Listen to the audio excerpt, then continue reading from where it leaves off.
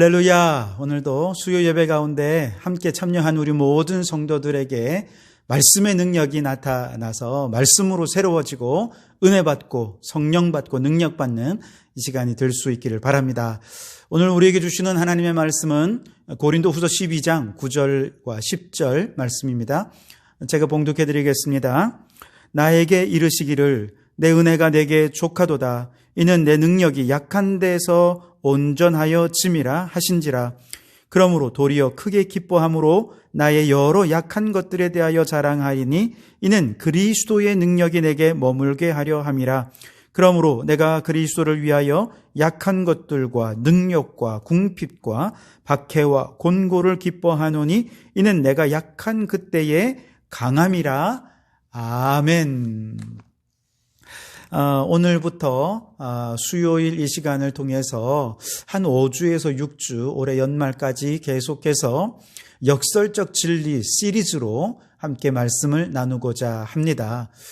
우리 기독교는 역설의 종교지요. 그래서 성경 말씀에 보면 굉장히 모순되고 역설적인 내용들이 많이 등장을 합니다. 첫째가 되려 하거든 가장 나중된 자가 되어라. 혹은 나와 복음을 위하여 자신의 목숨과 재산을 잃어야 비로소 그가 생명을 얻을 수 있게 될 것이다. 혹은 먼저 된 자가 나중되고 나중된 자가 먼저 될 것이다.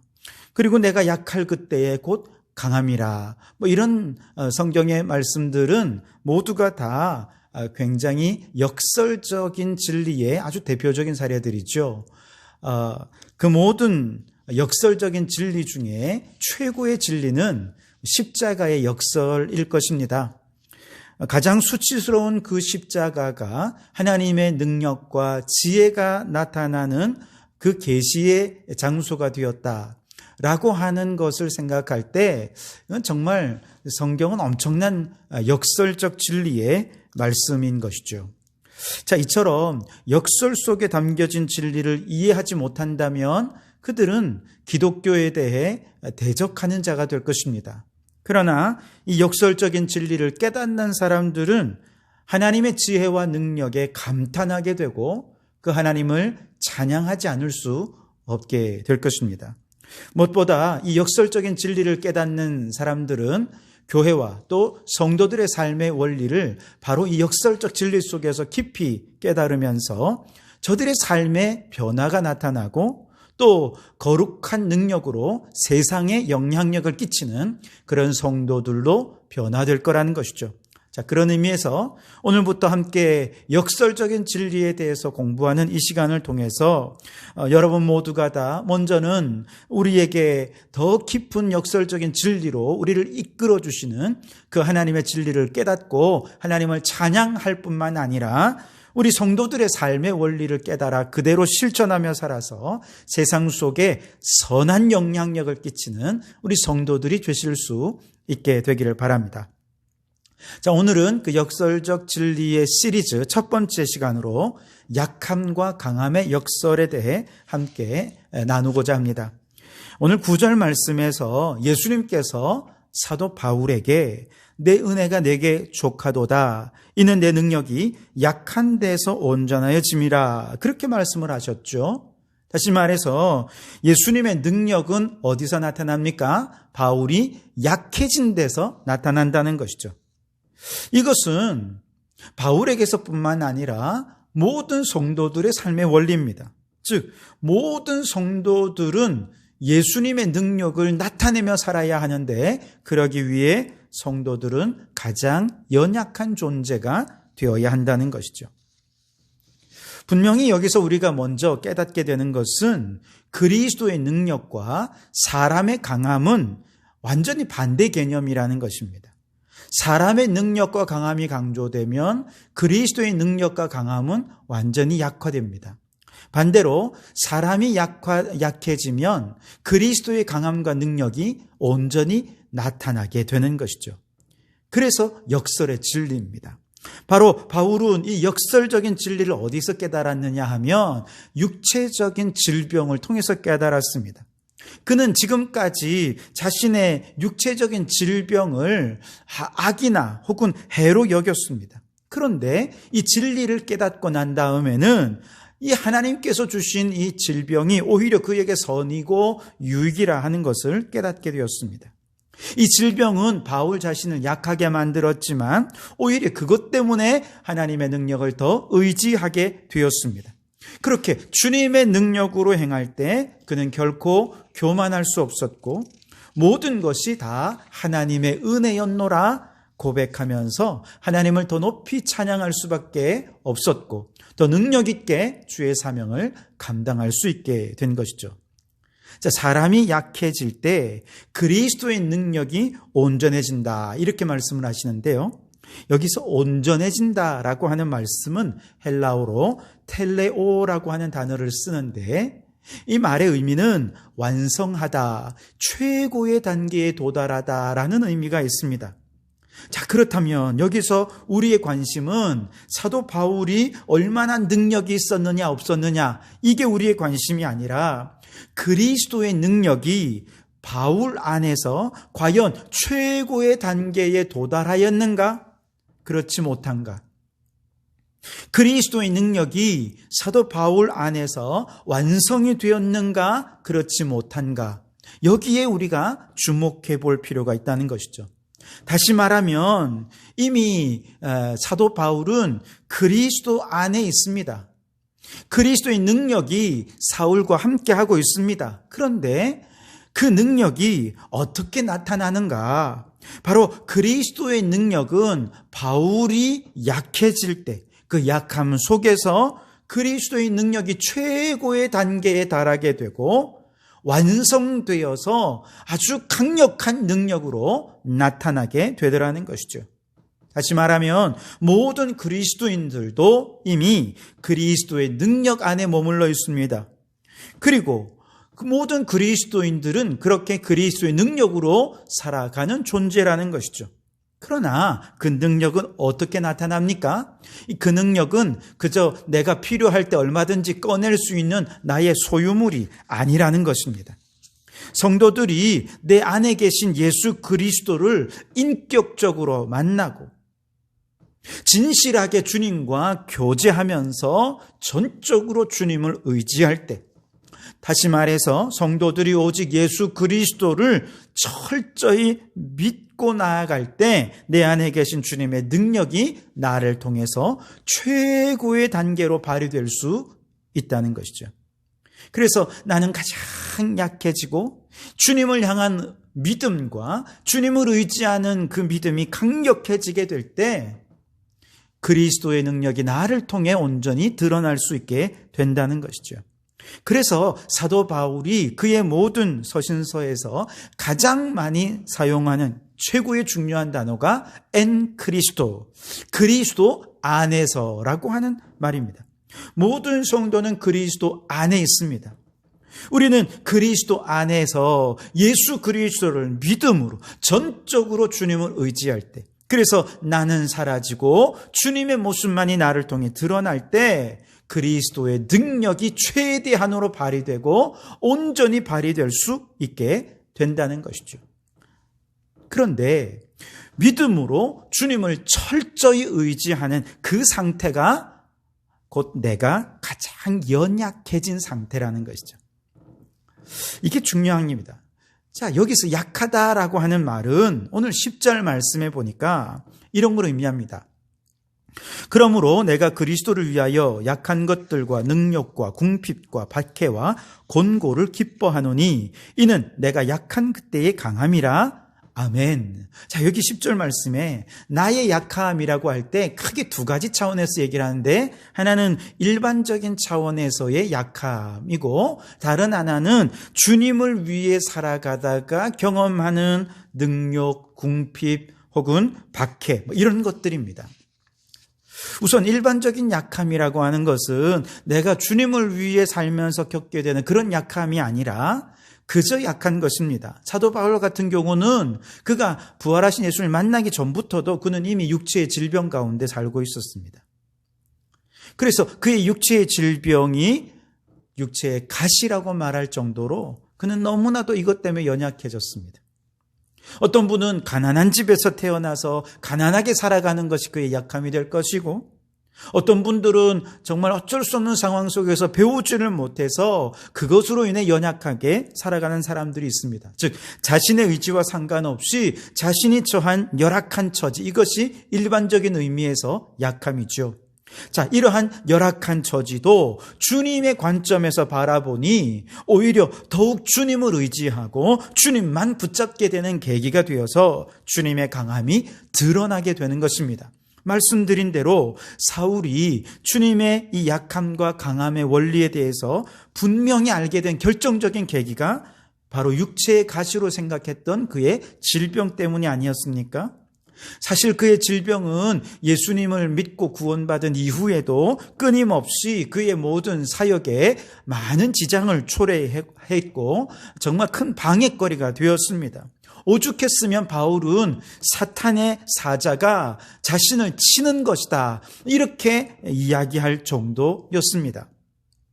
그래서 바울은 이 질병을 없애달라고 주님 앞에 간절히 목숨 걸고 3번이나 그렇게 기도할 정도였습니다. 그런데 그는 이 질병 때문에 기도하다가 놀라운 환상을 체험했습니다. 계시를 받았습니다. 심지어 그가 본 환상과 계시는 그를 교만하게 만들 수도 있을 정도로 엄청난 영적 체험이었습니다. 그런데 이 영적 체험을 통해서 그가 깨닫게 된 것은 자신이 그렇게 사탄의 채찍이라고, 육체의 가시라고 생각했던 이 질병이야말로 자신이 자만해지지 않도록 하나님께서 그에게 주신 특별한 은혜였다라고 하는 사실을 비로소 깨닫게 된 것이죠. 그리고 이것을 깨닫고 난 이후에 바울은 그가 질병을 앓고 몸이 아프고 연약해질 때마다 하나님의 은혜를 더 크게 생각하면서 기뻐하는 마음을 갖게 되었노라고 고백하고 있습니다. 자, 여러분에게도 일반적인 의미에서의 이런 약함이 있을 것입니다. 우리의 의도와 상관없이 고통스러운 질병으로 몸과 마음이 약해지진 않았습니까? 혹은 너무 가난한 것 때문에, 혹은 너무 못 배운 것 때문에, 혹은 외모 때문에 우리의 마음과 생각이 약해지진 않았습니까? 그런데 여러분, 내가 가장 연약해진 바로 그 지점이 하나님의 능력이 온전히 드러나게 되는 통로라는 사실을 깨달으실 수 있길 바랍니다. 그리고 바울처럼 나의 연약함으로 인하여 기뻐하는 믿음이 우리 성도들에게 있기를 주님의 이름으로 축원합니다. 그리고 또한 나의 약함 속에는 예수님 때문에 당하는 약함이 있어요. 여기 보면 능력과 박해와 궁핍과 곤고함, 이런 것들인데요. 능력이란 뭐냐? 주님을 위해 받는 모욕과 조롱과 무시당함을 의미합니다. 또 박해라고 하는 것은 예수님 때문에 당하게 되는 고통과 아픔과 상처를 의미합니다. 그리고 궁핍과 곤고함도 예수님을 더 잘 섬기려 할 때 경험하는 물질적인, 심리적인, 육체적인 빈곤, 이것을 궁핍과 곤고라, 이렇게 생각할 수 있습니다. 사실 이런 능력과 박해, 궁핍과 곤고함, 이런 것들이 우리를 짓누를 때면 우리는 너무 힘들어서 하나님을 원망할 때도 있지 않습니까? 하나님, 내가 주님을 위해 이렇게 열심히 살아가는데, 주님을 위해 살려고 이렇게 애를 쓰는데 어떻게 내 삶이 이렇게 고통스럽습니까? 내 형편이 이렇게 가난하고 형편이 펴지를 못합니까? 너무 힘듭니다. 그렇게 하나님을 좀 섭섭해하고 원망하는 마음을 가질 때도 있지요. 그런데 여러분, 우리에게 주어지는 이 모든 약함은 우리 자신이 너무 자만하지 않게 하기 위해서 주님께서 우리에게 허락하신 것이라는 사실을 잊지 마시기 바랍니다. 여기서 자만한다라고 하는 말은 교만해진다라는 어떤 정서적인 의미라기보다는 자신의 능력을 의지한다라는 의미입니다. 즉, 하나님의 능력을 의지하려는 마음이 아니라 자신이 영광을 받고 자신의 능력으로 무언가를 성취하려고 하는 그런 마음이 바로 자만한다라는 의미인 것이죠. 그러나 주님을 위해 헌신하는 성도들에게 이처럼 능력과 박해와 궁핍과 권고를 하나님께서 허락하시는 이유는 바로 이처럼 주님의 일꾼들에게 치명적인 자만을 피하게 하고 더 겸손히 주님의 능력을 의지하도록 하시는 것을 우리는 깨달아야 합니다. 이것을 깨닫는다면, 이 역설적인 진리를 깨닫는다면 우리는 연약함 속에 주님을 원망하는 것이 아니라 오히려 고통 속에서 더 크게 기뻐하면서 주님을 더 의지하고 주님께 감사하는 자가 될 수 있을 것입니다. 그러므로 여러분, 일반적인 의미에서의 연약함이든지 주님을 위해 겪게 되는 연약함이든지 우리 안에 있는 모든 연약함을 통해서 주님의 능력이 온전히 나타날 수 있도록 우리는 모두가 다 주님을 더 굳게 의지하고 굳게 믿는 그런 성도들이 되실 수 있기를 바랍니다. 그래서 여러분 모두가 다 여러분의 연약함을 통해 하나님의 능력이 온전히 나타나는 우리 모든 성도들이 되시기를 주님의 이름으로 축원합니다. 자, 9절 중반절을 다시 보시면 바울은 아주 놀라운 고백을 하고 있는데요. 그러므로 도리어 크게 기뻐함으로 너희 여러 약한 것들에 대하여 자랑하리니 이는 그리스도의 능력이 내게 머물게 하려 함이라. 아멘. 자, 여기서 바울은요, 자신의 연약함에 대해 크게 기뻐한다고 고백하고 있습니다. 그리고 그냥 기뻐하는 것을 넘어서 자신이 연약한 여러 연약함들을 자랑하겠다고 말합니다. 왜 이렇게 얘기하냐 하면 그것이야말로 그리스도의 능력이 내게 머물게 하는 최고의 방법이 되기 때문이다. 그렇게 말하고 있습니다. 여러분, 기가 막힌 고백이 아닙니까? 그리스도의 능력이 내게 머물게 하기 위하여 내가 몸이 아플 때 오히려 크게 기뻐한다는 것. 질병이 나를 괴롭힐 때 오히려 그 질병을 자랑하겠다는 것입니다. 나의 연약함이 내 기쁨이 되고 나의 자랑거리가 되지 못할 때 이미 그리스도의 능력이 내게서 떠나갈 수밖에 없기 때문에 그리스도의 능력을 내 안에 굳게 붙잡아 두려면, 그리스도의 능력으로 살기 원한다면 우리는 나의 약함을 기뻐하고 자랑할 수 있어야 한다는 것이죠. 그래서 여러분, 우리가 그리스도인으로 살아가는 가장 중요한 또 기초적이고 근본적인 삶의 원리는 나의 연약함을 기뻐하고 자랑하는 것입니다. 그러나 아마도 세상 사람들은 이런 우리 그리스도인의 삶을 잘 이해하지 못할 것입니다. 우리 아주 이상하게 쳐다볼 것입니다.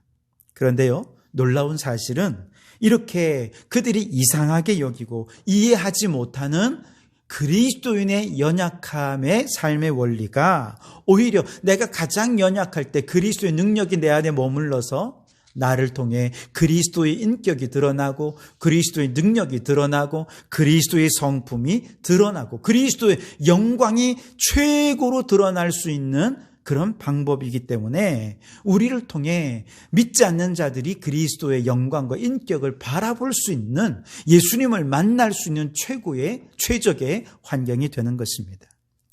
그래서 우리가 연약함을 자랑하고 기뻐하는 그 모습 속에 주님의 영광을 보는 사람들은요, 감동하거나 비난하거나 둘 중에 하나입니다. 긍정적이든 부정적이든 어떤 반응을 나타내는 것은 내 안에 계신 예수 그리스도의 능력이 그 사람의 영혼에 영향을 끼쳤다라는 의미가 아니겠습니까? 자, 오늘날 그리스도인들이 이 세상 속에서 참 무기력하다는 이야기를 듣습니다. 세상에 아무런 감동도 주지 못하고 영향도 끼치지 못한다라는 이야기를 많이 합니다.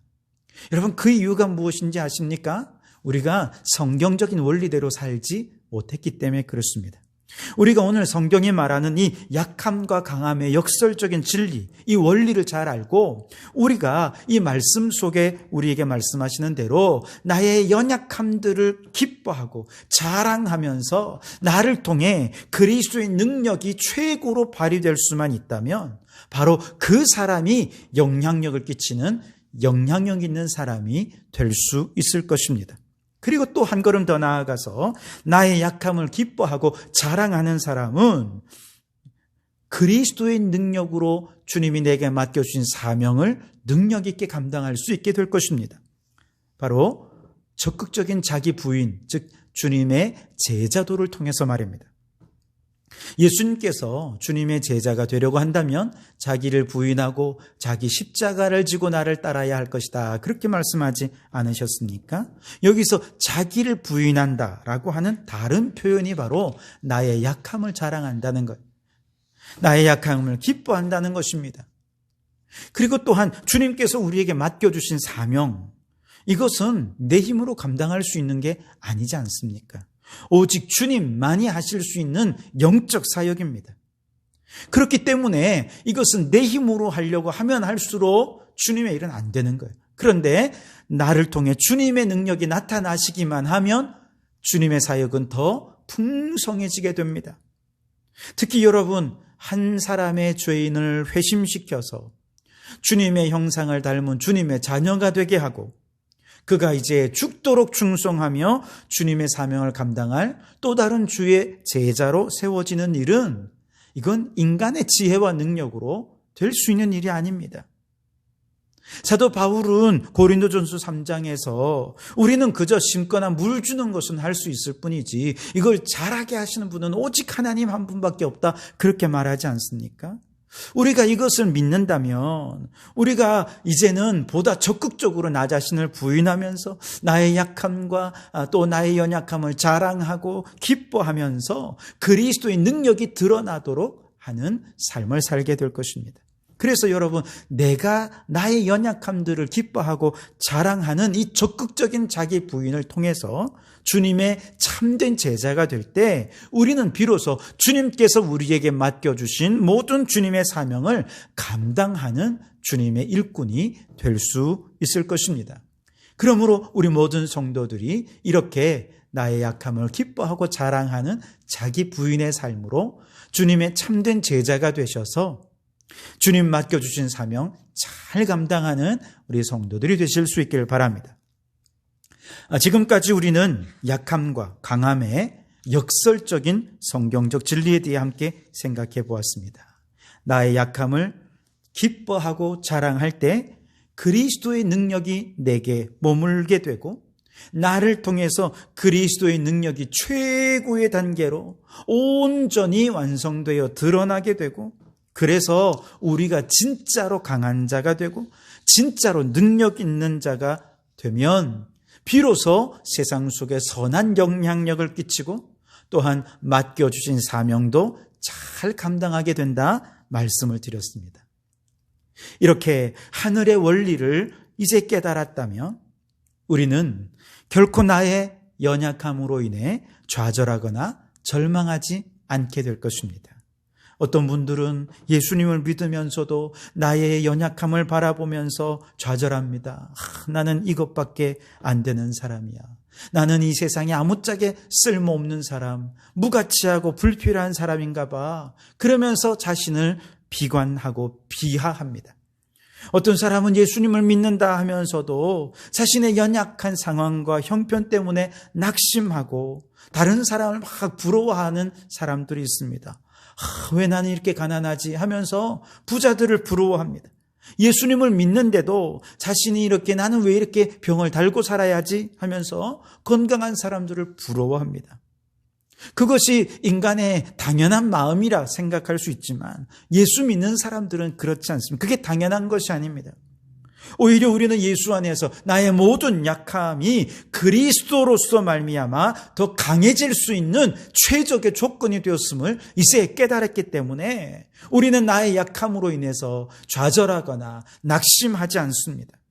남을 부러워하지도 않습니다. 오히려 나의 연약함을 해결해 달라고 기도하지도 않습니다. 오히려 이 연약함은 나의 자랑거리가 되고 그리스도의 능력이 내게 더 크게 머물도록 하기 위해 우리는 이 연약함을 더 기뻐하고 자랑하는 자가 된다 하는 것입니다. 그래서 여러분, 우리가 이제 기도해야 될 것은 이 연약함을 해결해 달라고 기도할 것이 아니라 이 연약함을 자랑하게 해달라고, 기뻐하게 해달라고, 그래서 그리스도의 능력이 내게 머물러서 그리스도의 능력으로 사는 자가 되게 해달라고 그렇게 기도해야 할 것입니다. 그래서 우리 모든 성도들이 이렇게 내 힘으로 사는 자들이 아니라 내 안에서 일하시는 최고의 능력이신 예수 그리스도, 그분의 능력으로 살아서 나를 통해 예수 그리스도의 능력을 발휘하며 가장 강한 자로, 가장 능력 있는 자로 살아가는 우리 모든 성도들이 되실 수 있기를 주님의 이름으로 축원합니다. 기도하겠습니다. 하나님 아버지 감사합니다. 성경에 역설적인 귀한 진리들이 많은데 그 가운데 오늘 약함과 강함의 역설적인 진리를 깨닫게 해주시니 감사합니다. 우리는 내가 약한 것은 주님의 사역에 방해가 되고 사탄이 내게 준 거라고 생각하며 어떻게든 그걸 물리치고 해결해 보려고 노력하지만, 그러나 믿음의 눈으로 그걸 바라보니 나의 약함이 오히려 그리스도의 능력이 내게 머무는 좋은 계기가 되고 그리스도의 능력으로 살아갈 수 있는 최적의 환경이 됨을 이제 깨닫습니다. 이제 나의 약함을 없애달라고 기도하는 것이 아니라 나의 약함 속에 그리스도의 능력이 머물러서 그리스도의 능력으로 살아가는 진짜 강한 사람으로, 진짜 능력 있는 사람으로 살아갈 수 있게 해달라고 기도하는 저희들 되게 해 주옵소서. 오 주님, 우리의 연약함을 통해 일하시고 역사하여 주시옵소서. 나의 연약함을 자랑하는 자가 되게 해 주시옵소서. 그래서 세상 사람들이 우리를 통해 나를 만나는 것이 아니라 내 안에 예수 그리스도를 만나게 도와주시고 많은 영혼을 살려내는 이 귀한 사명 감당하는 저희들 되게 해 주시옵소서. 예수님 이름으로 기도하옵나이다.